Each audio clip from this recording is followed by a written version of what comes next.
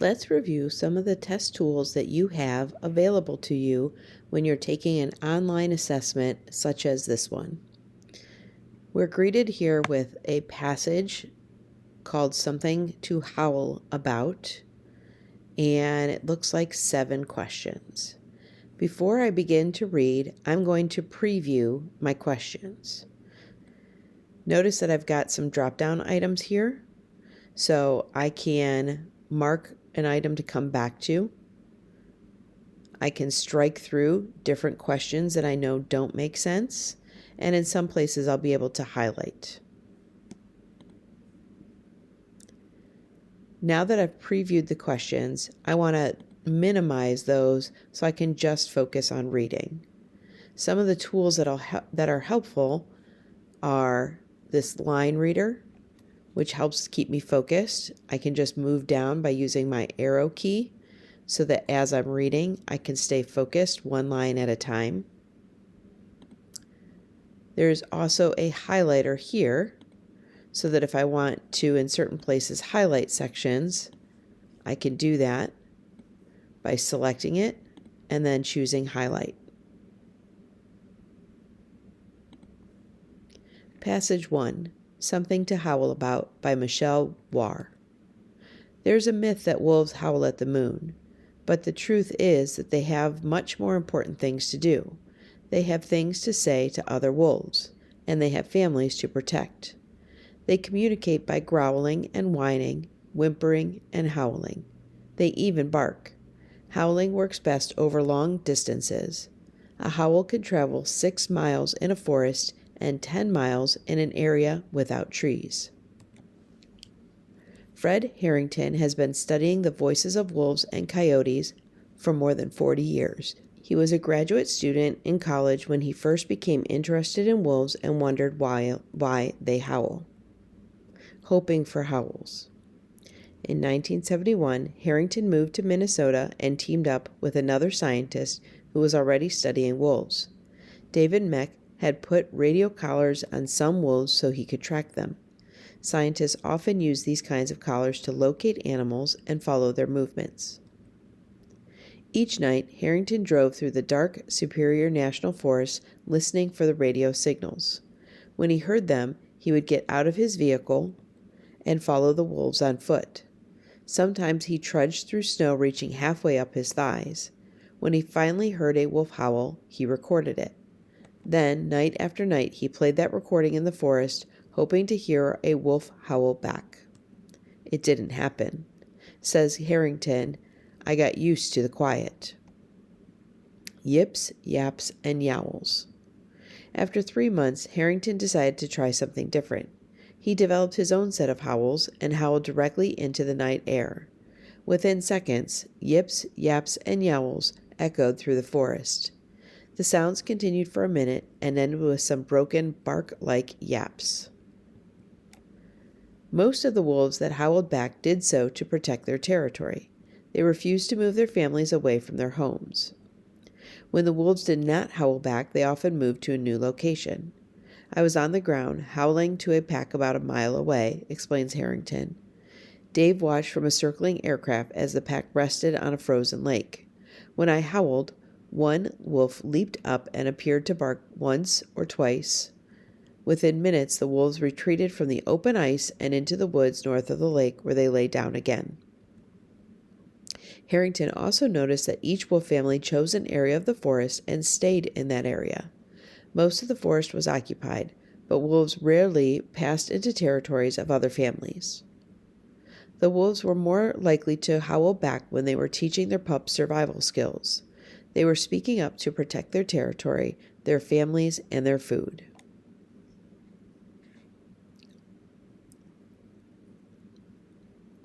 Passage 2. Horse Talk. They Have a Lot to Say by Leslie Wyatt. What's that sound? By watching the ears of a horse, you can get clues to what it's hearing. A horse can turn each ear in a different direction. For a wild horse, this trick is important for survival. The horse can hear something sneaking up behind it while also checking out threatening noise in front. When a horse lets its ear down, it feels safe and relaxed. Though these actions may be natural responses and not deliberate communications, they help you know what the horse is thinking. When horses speak up.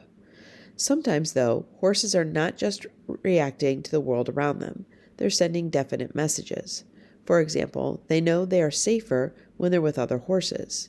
If they become isolated, they neigh or whinny, calling for company. They're saying, "Where are you? I'm over here." Domesticated horses use the same sounds to stay in touch with other horses. If a horse snorts, it's not usually trying to communicate anything. It's just clearing dust or grass seed out of its nose. But if it snorts while holding its head high and staring at something, it's saying, "That looks dangerous. Get ready to run." When two horses meet, they put their noses together and smell each other's breath. It's their way of asking, "Are you a friend?" Horses also blow, exhaling loudly through the nostrils when they encounter a strange object or situation. They are asking, "Is this safe?" Horses nicker too. Nickering is a quiet sort of sound, sometimes just a fluttering of their nostrils. This friendly noise means they're feeling secure and saying, "Glad to see you." Domesticated means owned by humans.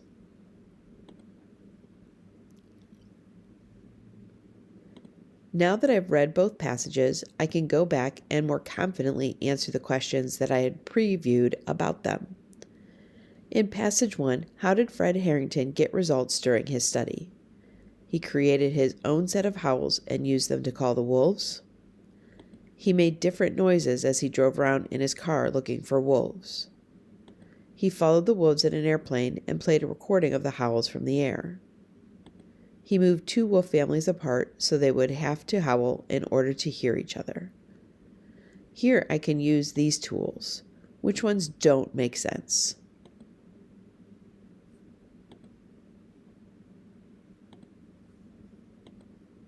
Now I've narrowed it down to 2. I can go back to the passage and see which one there's text evidence for.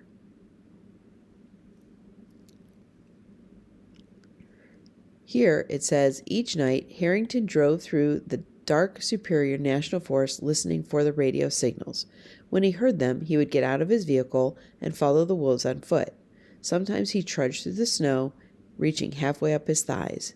When he finally heard a wolf howl, he recorded it. Then night after night, he played that recording in the forest, hoping to hear a howl back. So he did do B, where he was driving around looking in his car for wolves. But if we keep reading, it says he got no results from that. So if we keep going, it says Harrington decided to try something different. He developed his own set of howls and howled directly into the night air. That supports answer A. Let's continue to use our question tools to answer number 2. How does the author structure passage 1? A, by describing a problem that the wolves have and giving a solution that could help protect their homes.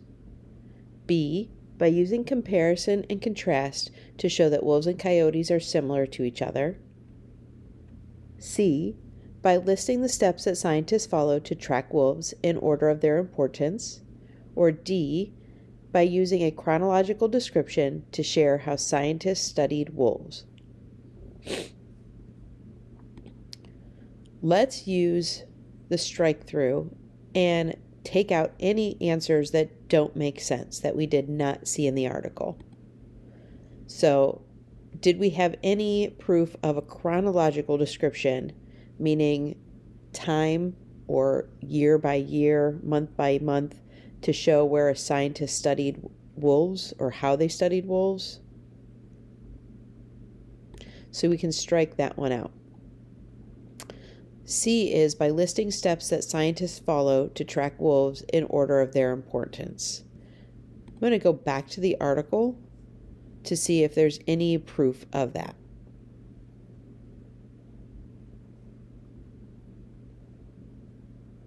Can we strike out C? Agreed. We can strike out C. B is using comparison and contrast to show that wolves and coyotes are similar to each other. Did you see anything about wolves and coyotes in passage 1? Neither did I. We can strike out B, which means our answer is good. Let's go on to number 3. This question has 2 parts. Answer part A and part B. In passage 1, what did Fred Harrington want to learn about wolves? How they live through the winter, how they teach their pups, why they move, and why they howl. I automatically know I can do what for letter A. Can I mark it for review, strike it, or highlight it? Good. I'm going to strike through A. Now, the other ones are all mentioned within the article. So if I'm not sure and I want to come back to it later, which tool can I use? Good. I'm going to mark number 3 for review so that when I'm done with everything, I can come back to this one. Part B, what did Fred Harrington better understand about wolves based on what he learned? The way wolves react, the way wolves travel, the reason wolves find shelter, or the reason wolves form families. What can I automatically strike out because I know it was not mentioned in the article? Good. There was no mention of shelter in the article, so I can strike out C. This is already marked for review, so I can come back and finish part B later. Now it's talking about passage 2, and it has a sentence for me. If they become isolated, they neigh or whinny, calling for company. And it shows me that's in paragraph 12. See how they're numbered? What does the word isolated mean as it is used in paragraph 12? So I want to find it in paragraph 12, and then I can highlight it so that I know exactly what I'm looking at. If they become isolated, they neigh or whinny, calling for company. Now I can look around this for context clues so that I can find out if it's A, B, C, or D. If they become isolated, they neigh or whinny, calling for company. They're saying, "Where are you? I'm over here." So, which does not make sense? What can I strike out over here? I would strike out alert, confused, and excited. When it says, "Where are you?" and calling for company, that tells me that they are alone. Number 5, how does the author structure when horses speak up section in passage 2? So this is a lot like the question they asked about passage 1. My choices are by chronologically explaining the sounds horses make as they grow. Did we hear about their progression as they got older? No, so I would strike that out. B, by describing why horses make sounds and what those sounds mean.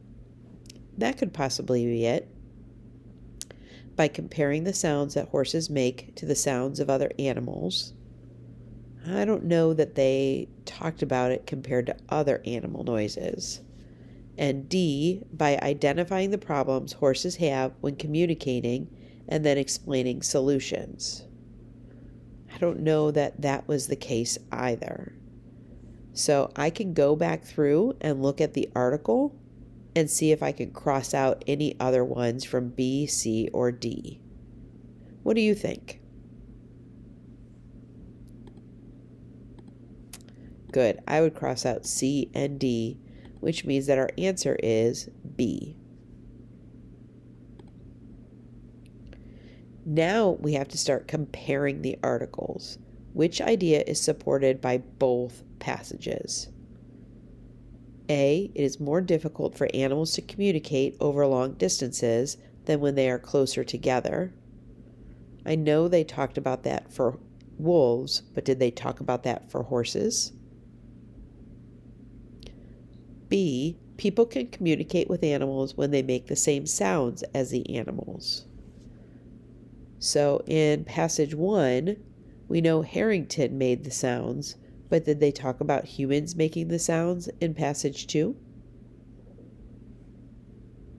C, wild animals communicate differently than animals that live with people. We did have passage 1 about wild wolves versus passage 2, which was about domesticated horses. But do we know that they communicate differently than animals that live with people? D, animals have the ability to communicate with others of their own kind. Is that true of wolves? Is it true of horses? So what answer makes the most sense? Good. The last one is a writing question, which will be in a separate video.